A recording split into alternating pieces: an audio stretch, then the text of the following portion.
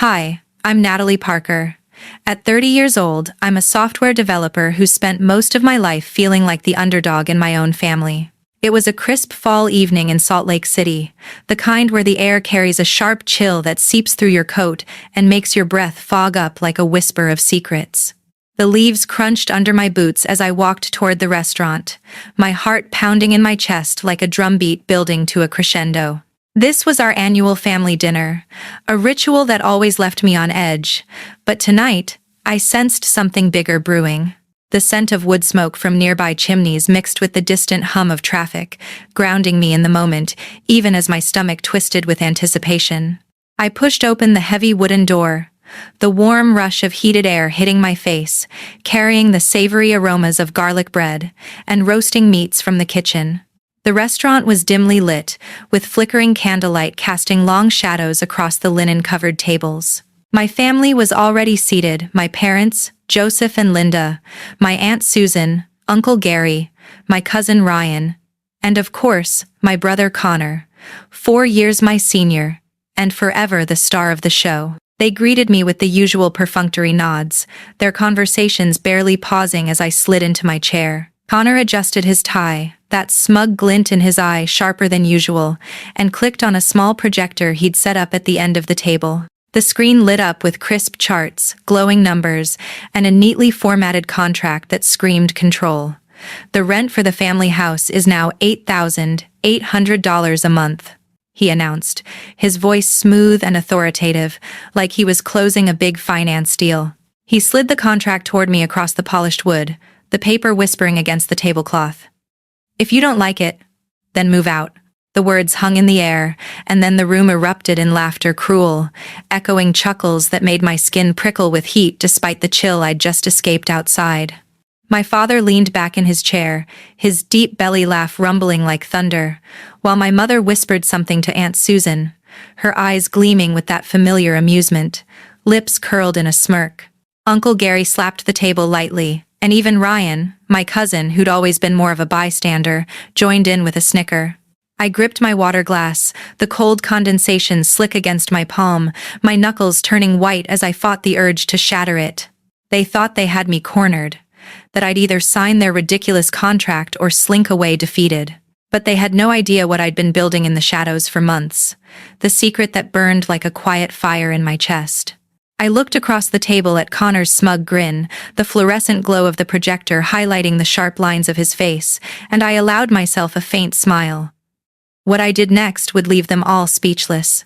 Have you ever been underestimated by your own family, made to feel like you're always playing catch-up? Share your story in the comments below. Let's talk about how we stand up for ourselves and break free from those toxic dynamics. When I was a kid, our house in Salt Lake City was always buzzing with what seemed like laughter. But looking back, none of it was ever directed at me in a way that felt warm or inclusive. The scent of my mother's homemade pot roast would fill the air during family dinners, rich and comforting for everyone else. But for me, it often turned my stomach into a knot of anxiety. I was the odd one out, the quiet girl who'd rather tinker with computers in my room than chase the straight A's that lit up my parents' faces. The glow of my old PC screen was my sanctuary, the soft hum of the fan, a lullaby as I lost myself in lines of code. But Connor? Oh, he was the golden child. He'd stride into the dining room, report card clutched like a trophy, and my parents would beam as if he'd just conquered the world. "Another perfect score," my father Joseph would say, clapping him on the back with that proud, booming voice that echoed off the walls. My mother Linda's eyes would sparkle, her fork paused midair as she nodded in approval. I'd sit there, picking at my plate, the steam from the vegetables rising like unspoken words, waiting for my turn to share something, anything, that might earn me a fraction of that glow. But when I finally mustered the courage, maybe to talk about a coding project I'd poured weeks into, they'd barely glance up from their meals. "That's nice, Natalie," my mother would say, her voice flat and distant, like an echo fading away. "But why can't you focus on real schoolwork like your brother?" The words stung, sharp as the tang of lemon in the salad dressing, leaving a bitter taste that lingered long after dinner. It started when I was 8. I'd built a simple game on that clunky old PC, a pixelated maze where a cat chased a mouse through twisting paths. The excitement bubbled in my chest like fizzy soda as I dragged my parents to my desk, the room dimly lit by the monitor's blue hue. My father glanced at the screen, his brows furrowing for a split second before he shrugged. "Games won't get you into college," he said, turning away. My mother added, "Your brother's already on the honor roll. Try harder." I felt my chest tighten, a heavy weight pressing down like an invisible hand. But I didn't cry. I just nodded, the click of the monitor shutting off sounding like a door slamming on my dreams. Meanwhile, Connor soaked up the praise, smirking as he recounted his latest debate team win or math competition trophy. He never said anything cruel outright, but those smug glances across the table said enough. I was invisible unless I was being compared, and I always came up short. By the time I was 12, I'd stopped trying to impress them outright. I'd bring home B's, sometimes C's, because my nights were spent coding instead of burying myself in textbooks. The disappointment from my parents was palpable. At family dinners, with the clink of silverware punctuating their words, they'd rave about Connor's future college scholarships, a big career in finance, while I pushed peas around my plate, the metallic taste of the fork on my tongue mirroring the coldness in the air. "Why can't you be more like him?" my father asked once, his voice sharp enough to cut through the chatter. I looked up, hoping for a flicker of softness in his eyes, but they were fixed on Connor, who sat tall, basking in the attention like sunlight on a golden idol. My mother chimed in. "He's going places, Natalie. You need to step up." Aunt Susan, Uncle Gary, and Ryan were often there too, nodding along, their silence louder than any words, making the room feel even smaller, the walls closing in with unspoken judgment. Those constant comparisons weren't just hurtful, they were wearing me down in ways I didn't fully understand back then. I remember lying awake at night, the cool sheets tangled around me, staring at the ceiling fan's lazy spin, wondering why I couldn't measure up. It wasn't until years later, as a teenager scrolling through online forums late into the night, that I started to make sense of it. One sleepless evening, fueled by that familiar knot in my stomach, I stumbled onto Reddit's AITA subreddit, Am I the Asshole?, and dove into stories about toxic siblings and family dynamics that mirrored my own. There was one post where someone asked if they were wrong for being upset about being treated differently than their siblings, describing how their parents favored the successful one, leaving them feeling like trash they wished would disappear. The comments poured in, validating the poster's feelings, calling out the toxicity of such favoritism. Another story hit even closer. A user shared how their sister constantly compared raising boys versus girls, labeling it toxic and stupid, and the community rallied, emphasizing how such behavior erodes self-worth. Reading those threads, the glow of my phone screen illuminating my face in the dark, I felt a rush of validation like I wasn't alone in this. People shared how they'd cut off contact with abusive families after years of sabotage, or how they'd refused to fund a sibling's lavish life after inheritance disputes, echoing the quiet exploitation I was starting to recognize in my own home. It was empowering, in a way, turning my self-doubt into a spark of resolve. But it also scared me, highlighting the real toll of it all. I dug deeper, pulling up articles from the American Psychological Association on family stress and burnout. According to APA studies, perfectionist parents who pressure themselves and, by extension, their kids experience higher rates of burnout, and that stress trickles down. Constant upward comparisons, like always measuring against a golden sibling, can lead to increased burnout in children, raising the risk of emotional exhaustion and even physical health issues later in life. One piece referenced how social comparisons act as demands, linking them directly to parental and work-related burnout, with kids in such environments facing a vicious cycle of conflict that heightens disease risk, per Harvard Insights tied into APA research. It explained so much the chronic fatigue I felt, the way my motivation ebbed away under their gaze. Knowing that parental burnout affects emotional development, with toxic stress increasing risks like anxiety and depression, made me realize this wasn't just family stuff. It was a pattern that could break me if I let it. I tried to prove myself in my own way, despite it all. At 14, I entered a local coding contest, spending weeks perfecting a program that tracked weather patterns. The click-clack of my keyboard, a rhythmic rebellion against their expectations. I won third place, a small certificate and a $50 gift card that felt like gold in my hands. The paper crinkled as I brought it to dinner that night. The aroma of spaghetti sauce thick in the air, thinking maybe this time they'd see me. But Connor had just gotten a letter from a prestigious summer program, and the table was buzzing with his news. I slid the certificate across to my mother, her fingers brushing mine briefly. She glanced at it, then handed it back. "That's cute," she said. "But third place? Your brother doesn't settle for third." My father didn't even look up, his fork scraping the plate. Connor leaned back, arms crossed, a half smile on his face that twisted the knife deeper.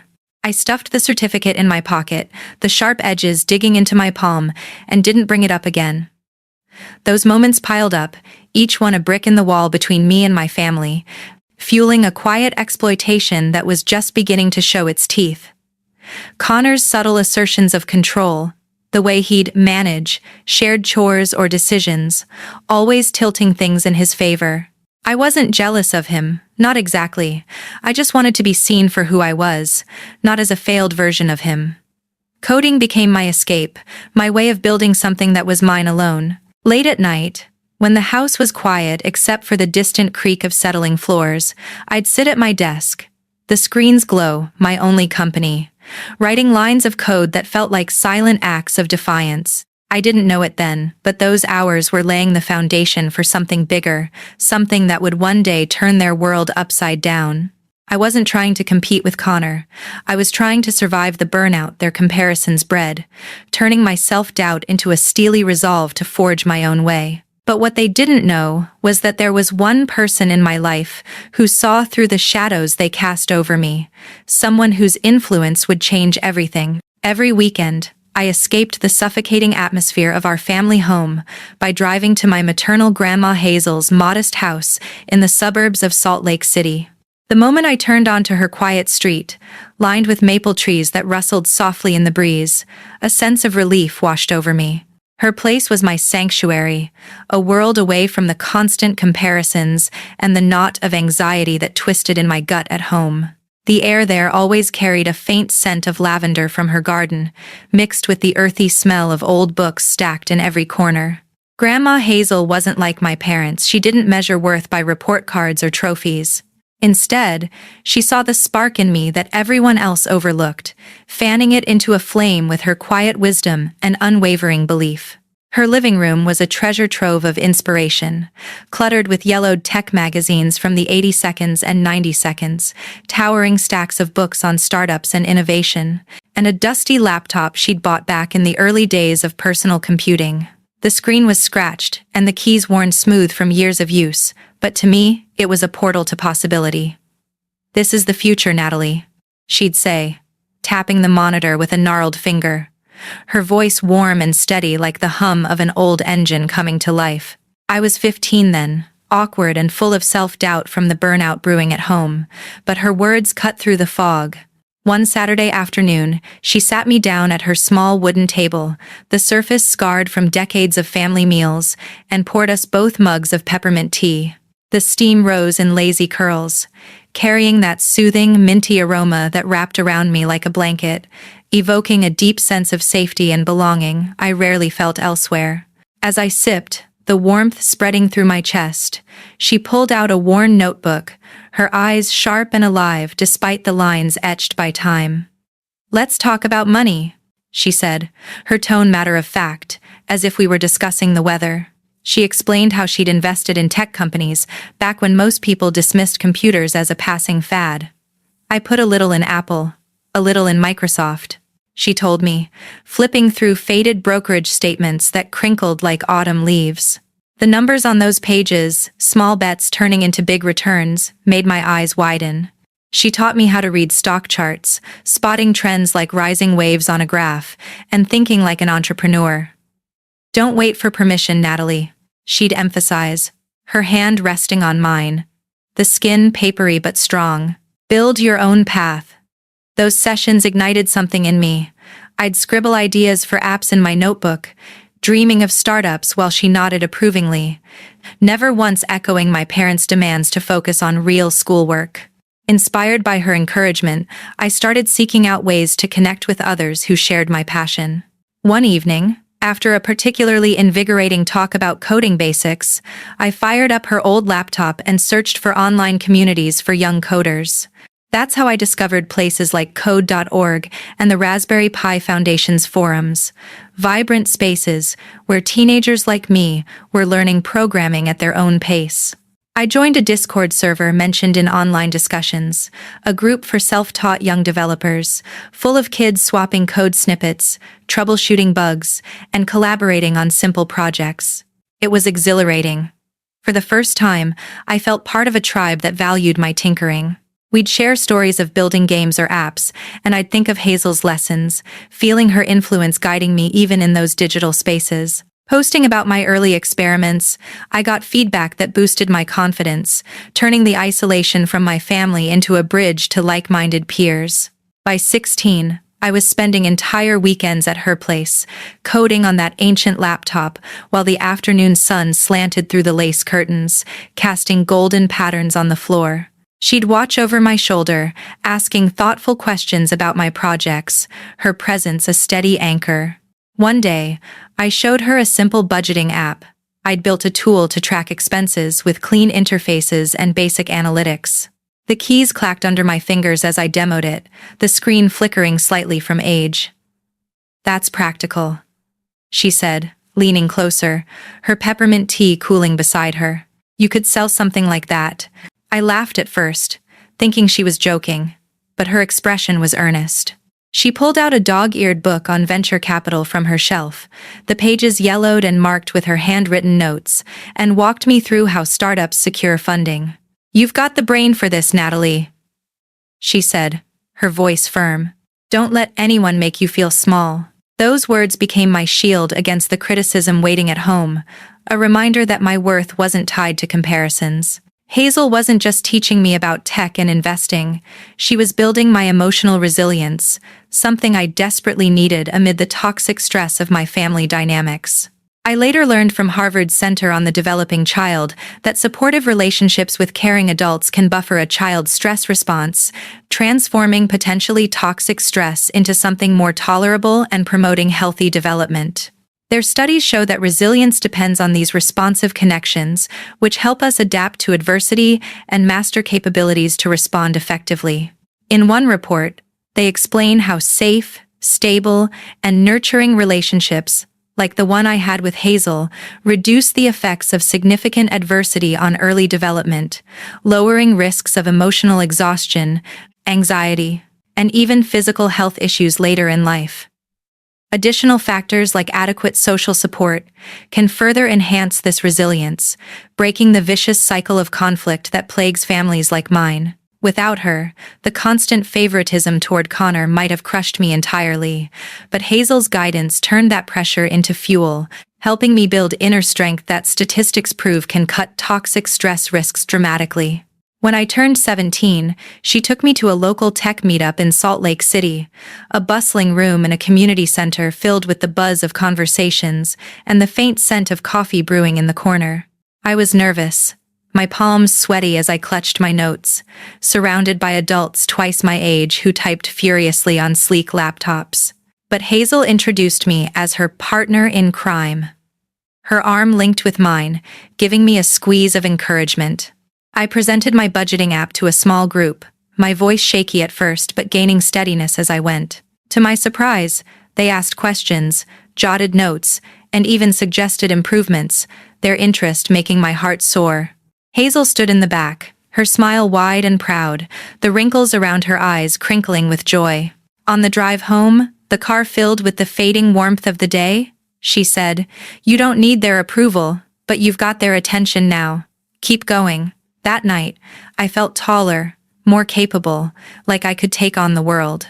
But as I turned 18, Hazel's health began to fade, her once vibrant energy dimming like a sunset. She called me over one quiet afternoon, the house unusually still, the peppermint tea she'd prepared trembling slightly in her hands as she handed me a thick folder. Inside was a letter and paperwork for a trust fund. "I'm leaving you $300,000, she said, her voice steady despite the frailty in her frame. "It's not a fortune, but it's enough to start something big. Don't tell your parents or your brother." I froze, the weight of her trust sinking in like a stone in still water. My throat tight with emotion. She grabbed my hand, her grip surprisingly firm. "This is your shot, Natalie. Use it to build your future, not theirs." I nodded, tears blurring my vision, promising to keep it secret. She smiled, her eyes bright with that same pride I'd seen at the meetup. Hazel passed away a few months later, leaving a void that echoed through her empty home. I sat in her living room one last time, the silence heavy, clutching that folder as the scent of lavender lingered faintly in the air. Her lessons about tech, resilience, and self-reliance were more than advice. They were a blueprint for survival. She'd seen my potential when my family ignored it, giving me tools to prove them wrong. Drawing from stories I'd read online, like those on sites like Brightside, about turning family betrayal into empowerment. I thought of tales where people set boundaries after humiliation, refusing to fund a sibling's honeymoon after years of emotional sabotage, or evicting toxic relatives in inheritance disputes to reclaim their peace. One Reddit story stuck with me. A person who revealed they'd been secretly supporting their manipulative parents financially, only to cut them off after a public betrayal, empowering themselves to move forward. Hazel's gift felt like that, a quiet act of empowerment, urging me to turn the pain of my family's neglect into strength. I didn't know exactly how I'd use that money yet, but I knew it was my chance to change everything. Her voice echoed in my head. "Build your own path." And that's exactly what I planned to do. Little did I know, with Hazel gone, my brother would seize the opportunity to tighten his grip on the family house, turning our shared home into his personal fiefdom. After Grandma Hazel passed away, my brother Connor wasted no time stepping into the void she'd left, taking control of the family house like it was his birthright.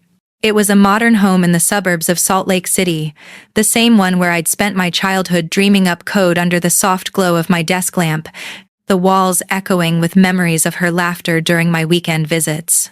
I was 25 then, still living there as I tried to build a steady career as a freelance software developer. But Connor, now 30, and riding high on his finance job, saw the house not as a family legacy, but as his personal domain. The air in the living room felt heavier that evening when he called me into the kitchen, the scent of his overbrewed coffee mingling with the faint mustiness of the old hardwood floors. He sat at the table, typing away on his sleek laptop, his fingers clicking rhythmically on the keys, a sound that would soon become synonymous with his growing authority. "This place is an asset," he told me, his voice clipped and businesslike, as if we were in a boardroom instead of our childhood home. "You're lucky to stay here, Natalie. But it's not free." He declared I'd pay $2,500 a month in rent, a number that hit me like a cold gust of wind, chilling me to the core. At first, I thought he was joking. This was the house filled with Hazel's peppermint tea sessions and my late-night coding marathons.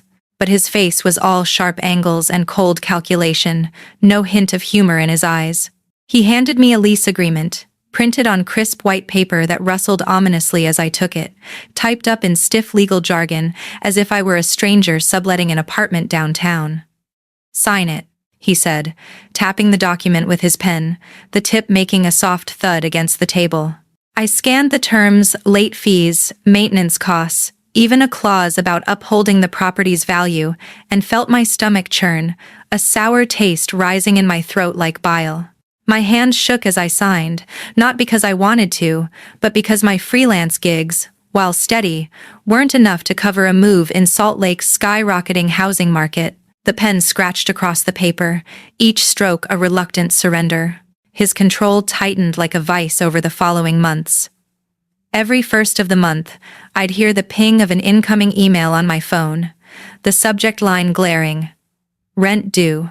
The tone was always formal, impersonal, like I was a delinquent tenant in some faceless corporate complex. "Payment must be received by 5 p.m., he'd write, "or penalties will apply." The click of my mouse as I opened those messages fueled a simmering anger, each one a digital jab that made my temples throb and my jaw clench until my teeth ached. It wasn't just the rent. He started billing me for every little repair, hundreds of dollars for a leaky faucet that dripped incessantly in the bathroom, echoing my growing frustration. Then more for a cracked window I hadn't even noticed, its fracture like a metaphor for our splintering family. "You live here. You pay." He'd text when I questioned the charges, his words popping up on my screen with a chime that grated on my nerves. I'd transfer the money from my dwindling savings, the soft whir of my computer fan, the only sound in my room as I watched my balance drop. Each transaction a reminder that this house, once my sanctuary, scented with Hazel's lavender and filled with her empowering words, was now his leverage. I'd pace the living room afterward, the floorboards creaking under my feet, remembering her voice urging me to build my own path, and feel a knot tighten in my stomach, hot and unyielding. My parents didn't care. Their indifference was like a cold fog settling over everything. I tried talking to them once, cornering them in the kitchen during a rare visit, the aroma of my mother's half-hearted casserole wafting from the oven. "He's turning this into a prison," I said, my voice trembling with the weight of it all. "He's just being responsible," my mother replied, her tone dismissive as she stirred a pot, not even meeting my eyes. My father nodded from his chair, adding, "He knows what he's doing, Natalie. Trust him. Trust him." The words echoed hollowly in my mind, amplifying the isolation. I wanted to scream, to shatter the silence with the truth of how his responsibility was grinding me down. But instead, I nodded, my jaw tight, and stormed out, the door slamming behind me with a resounding thud that did nothing to ease the pressure building inside. Aunt Susan, Uncle Gary, and Cousin Ryan, who'd drop by occasionally for barbecues where the smell of grilled burgers masked the underlying tension, stayed out of it entirely. Their silence was deafening, siding with Connor by default as they laughed at his jokes around the picnic table, the clink of beer bottles, a soundtrack to my exclusion. I felt alone, trapped in a house that no longer whispered of possibility but screamed of exploitation. The constant demands weren't just financial, they were eroding my spirit, feeding into a vicious cycle of family conflict that studies have shown can lead to burnout. Research from the American Psychological Association highlights how perfectionist parents and ongoing sibling favoritism create higher burnout rates, with family stress trickling down to increase emotional exhaustion. One study even details a bidirectional link between parental burnout and parent-adolescent conflict, where each fuels the other over time, sustaining a loop of tension that heightens anxiety and depression. The financial strain was particularly insidious, as noted in the U.S. Surgeon General's Advisory on Parental Mental Health and Well-Being. It points out how economic instability and financial stressors, like unexpected bills or high living costs, disproportionately impact mental health, leading to isolation, loneliness, and a heightened risk of conditions like burnout. In families with uneven power dynamics, such as ours, where one sibling wields control, the advisory warns of amplified effects, creating barriers to well-being, and perpetuating cycles of conflict that affect emotional development and physical health. Knowing this didn't ease the immediate pain, but it validated the fatigue I felt. The bone-deep weariness after long nights freelancing just to meet his demands, my eyes burning from screen glare as I coded through the dawn.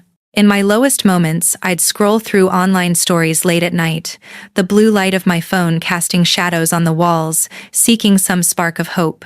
On Reddit's AITA subreddit, I found threads that mirrored my situation posts like AITA for evicting my brother and his family from the house I inherited, where someone detailed kicking out a freeloading sibling after years of betrayal, or AITA for refusing to let my brother's family move in after he evicted me years ago. These stories, often shared in YouTube compilations of revenge narratives, showed people reclaiming their space and power, turning exploitation into empowerment by setting hard boundaries, like serving eviction notices or cutting off financial support. One particularly resonant tale involved a person who, after being humiliated and cut out of an inheritance by a sibling, watched karma intervene, but ultimately took action themselves to evict the betrayer. Reading these, my heart raced with a mix of envy and inspiration, fueling my quiet resolve that I wouldn't let Connor's control define me forever. That resolve led me to seek help beyond the screen. One rainy afternoon, the patter of drops against my window mirroring my turbulent thoughts, I booked a session with a therapist through an online platform. Sitting in my room, the scent of damp earth seeping in from outside, I poured out my story to the counselor, a kind woman with a soothing voice. She listened, then shared advice that echoed what I'd read on sites like Brightside. And me stories of people turning family betrayal into strength, like refusing to pay for a sister's honeymoon after public humiliation, or a parent who, after being thrown out of their son's house, turned the tables by reclaiming their independence. Money has a way of turning family generosity into manipulation. She quoted from similar articles, emphasizing how financial exploitation erodes trust. She advised setting boundaries as a path to empowerment. Start by recognizing the patterns, refuse to engage in the cycle, document everything, and build your own support system. Turn the humiliation into fuel for change, like those who evict toxic relatives to protect their peace. Her words, delivered over the static of the video call, ignited something in me, transforming my anger into a plan. Each email from Connor, each bill that drained my account, each indifferent glance from my family, they all stoked that fire. Late at night, after paying another of his invoices, I'd sit at my desk, the folder from Hazel glowing under my lamp, her words echoing, "Don't tell your brother." I started to see a way out, not just from his rules, but from the shadow he'd cast over my life. I was determined to take back what was mine, to break the burnout cycle before it broke me. But what I needed was an ally, someone to help turn my resolve into action. One late evening, as the city lights twinkled outside my window, I reached out to my best friend Wendy, a sharp lawyer I'd met in college, and we met at a quiet coffee shop to plot my escape. One late evening, Wendy and I sat in that cozy coffee shop, the aroma of freshly ground beans mingling with the faint vanilla scent from the pastries behind the counter, as we plotted to change the game entirely. I was 27, exhausted from my brother's iron grip on the family house, and the endless cycle of bills that left me feeling drained and invisible. Wendy, my best friend since college and a razor-sharp lawyer, leaned across the scarred wooden table, her eyes gleaming with that fierce determination I'd always admired. She scribbled furiously on a napkin, the pen scratching like a promise of action. "We're not just fighting for the house, Natalie," she said, her voice low and steady amid the soft murmur of other patrons. "We're building something bigger, something that's yours alone." That night, we laid the foundation for Parker Tech, a software development company that would become my ticket to freedom, and a quiet rebellion against the family that had always underestimated me. Starting Parker Tech wasn't easy.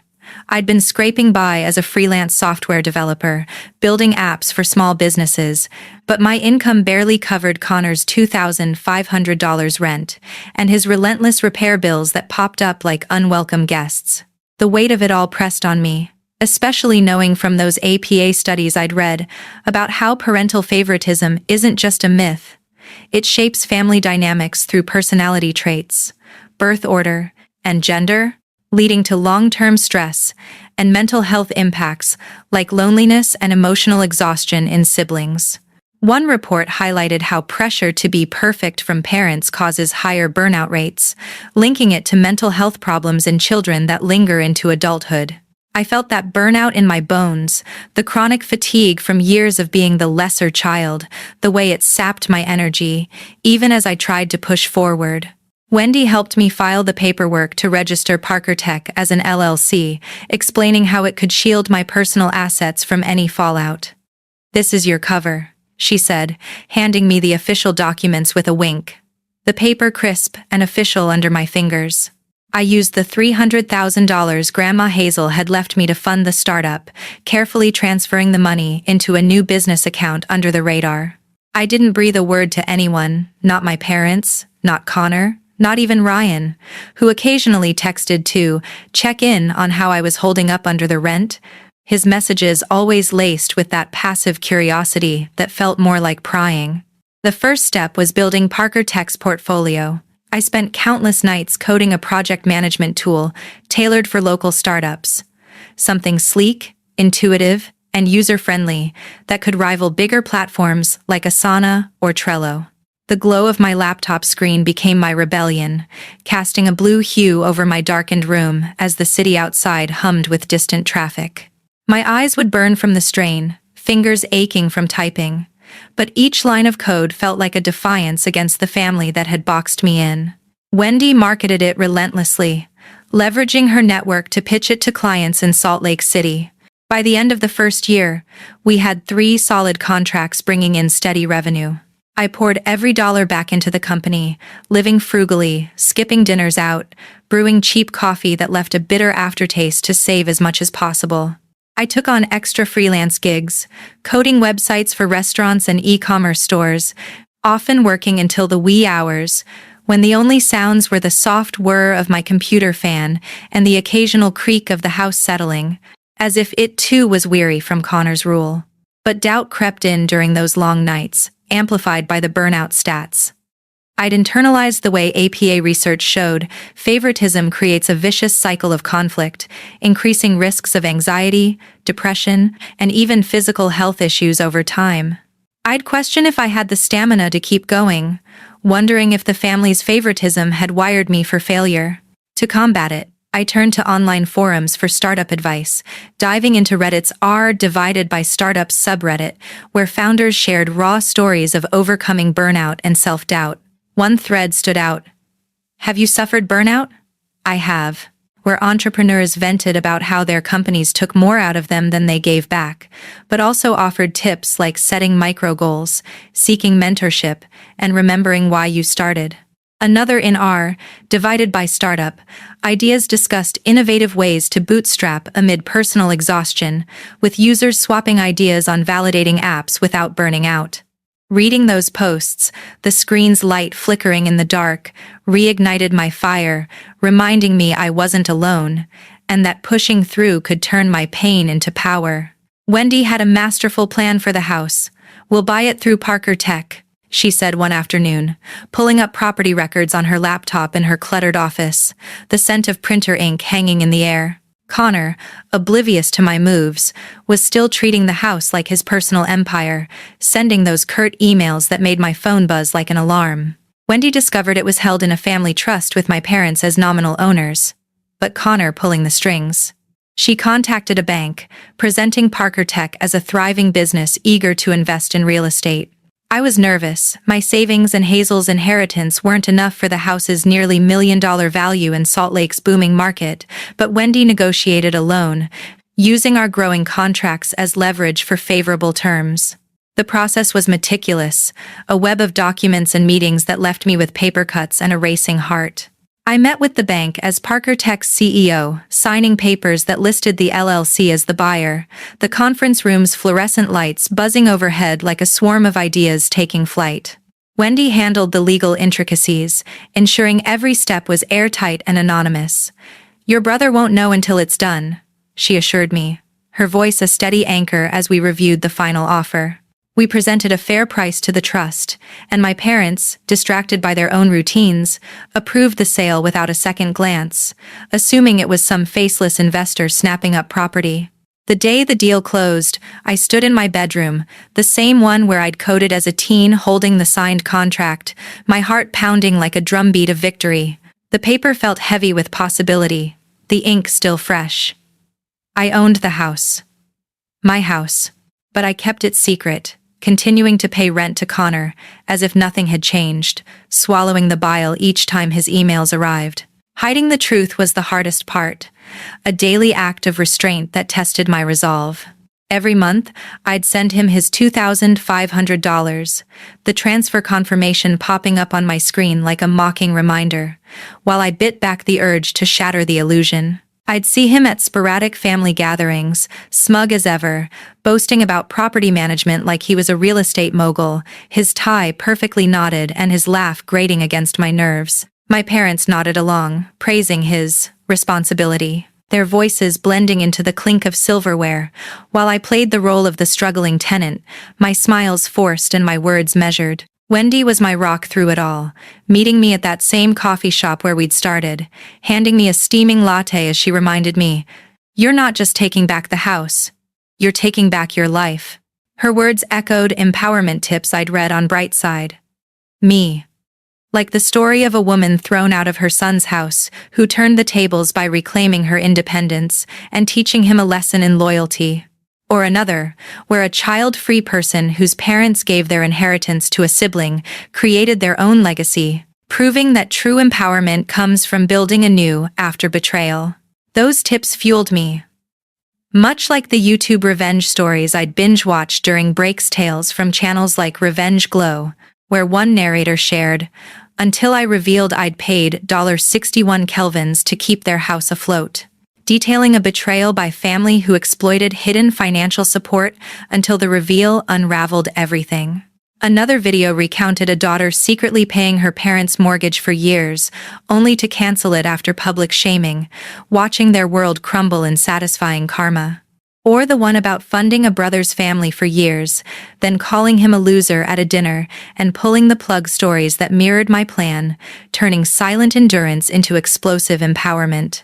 By the time I turned 30, Parker Tech was thriving, with new contracts pouring in for our project management tool, allowing me to hire a small team of young coders who'd been overlooked just like me.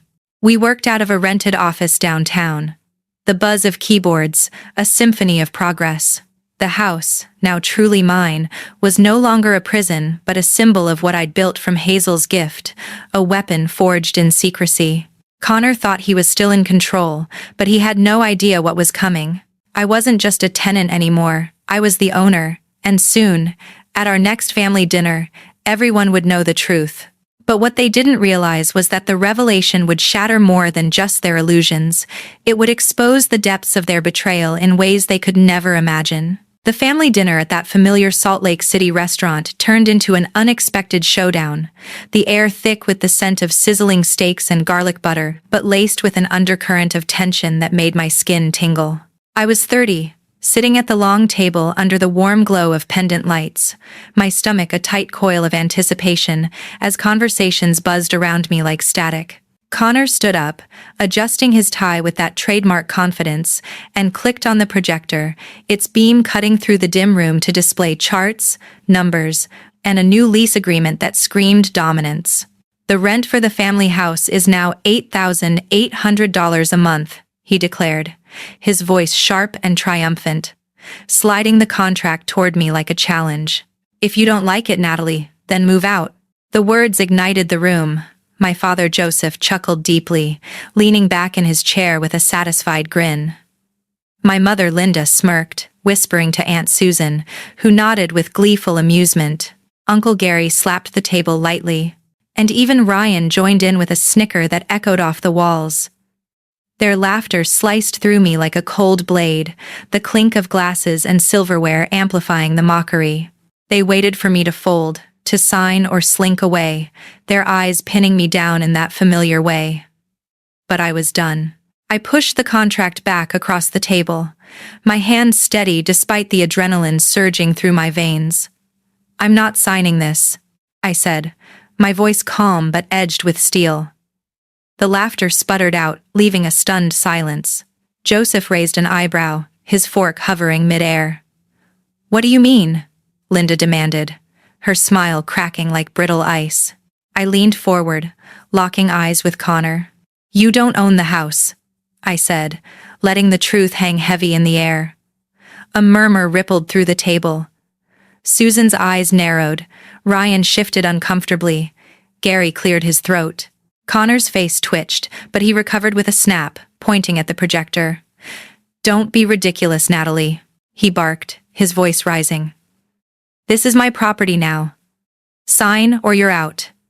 There was a flicker of doubt in his eyes, a crack in his armor that fueled my resolve.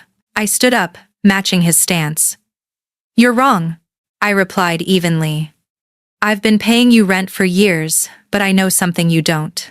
The room went deathly quiet, every eye locked on me. Joseph's glass thudded down hard, his face flushing red. Linda's mouth opened wordlessly. I held back the full reveal, savoring their squirming discomfort. Before Connor could retort, the restaurant door swung open with a chime, and Wendy strode in, her heels clicking assertively on the tiled floor, a thick folder clutched in her hand. My best friend, my lawyer, my secret weapon, she was right on cue. Sorry I'm late, she said, her tone slicing through the tension like a knife. She opened the folder and placed a document squarely in front of Connor. This is the deed to the house, she announced clearly. It's owned by Parker Tech LLC, and Natalie is the sole owner of Parker Tech. The air seemed to evaporate from the room. Connor's face drained of color, his hands gripping the table until his knuckles whitened. Joseph sputtered. What is this nonsense? His voice booming but unsteady. Linda's eyes darted between us, her composure shattering like glass. Wendy didn't flinch. She laid out more papers, bank records, transfer agreements, all stamped and notarized. The rustle of pages, the only sound in the hush. Natalie purchased the house 2 years ago, she explained. She's been paying rent to keep things quiet, but that ends now. Ryan's jaw dropped, his fork clattering noisily to his plate.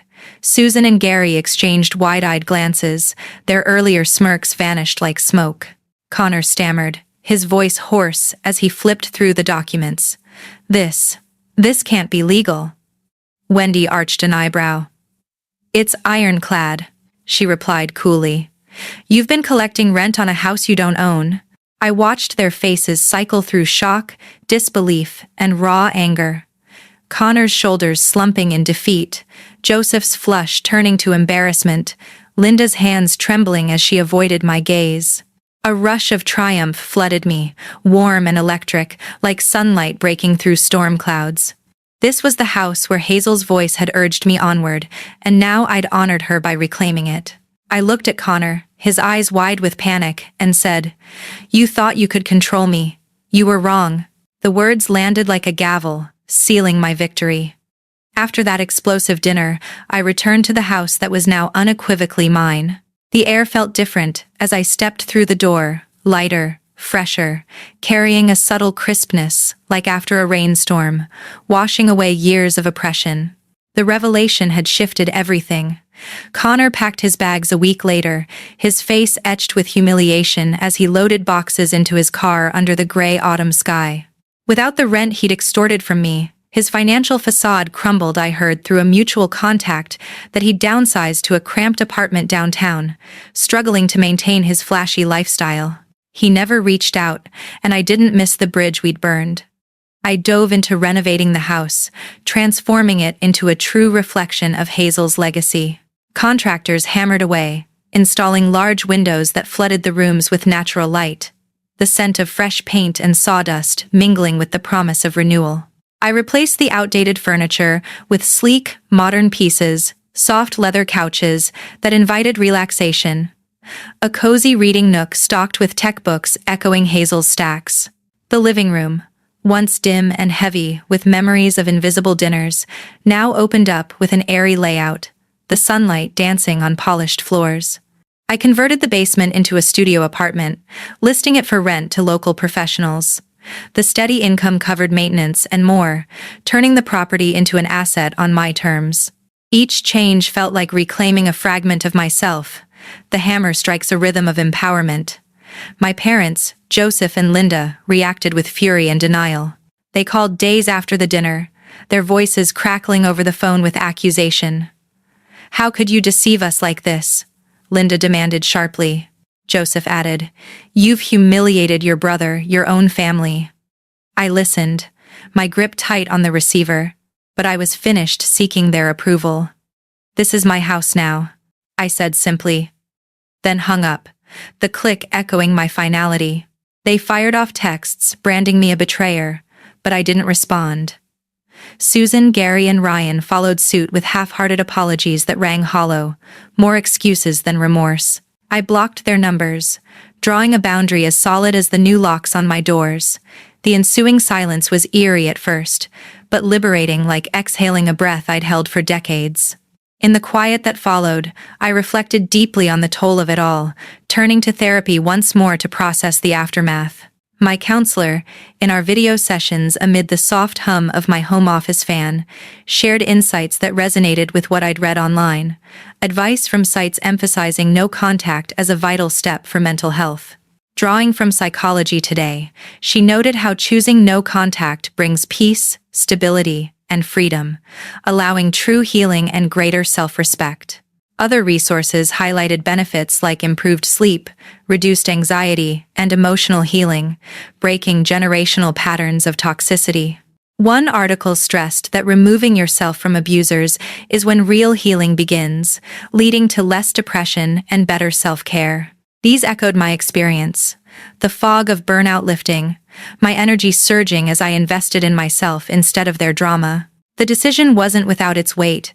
I knew from Harvard's research on toxic stress that prolonged exposure disrupts brain architecture and bodily systems, increasing lifelong risks for stress-related diseases like diabetes, cancer, and asthma.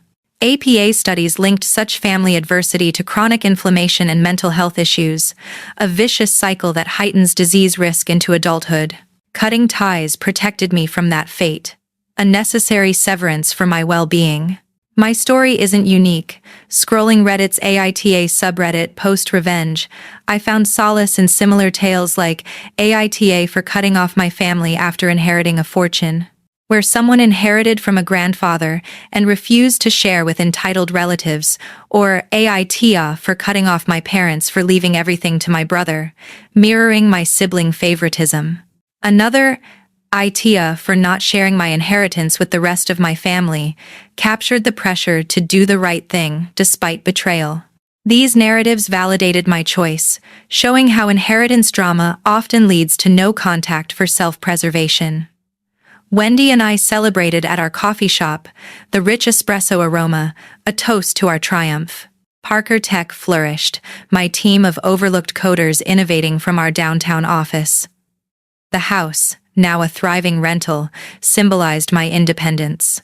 Looking back, I'd carried the burden of their judgment, the comparisons, the exploitation for too long. Hazel's anchor had guided me. Build your own path. The real lesson? My value never depended on their validation. Setting boundaries, even cutting ties, wasn't easy, but it was essential. They wouldn't change, and I refused to wait. This tale is for anyone feeling unseen, told they're not enough. Have you cut off toxic family after inheritance woes? Share in the comments, let's discuss reclaiming your power. Or, if you've gone no contact, how has it boosted your mental health? Your stories inspire us all. You don't need their approval to shine. Define your worth, draw your lines, build your empire, and soar free.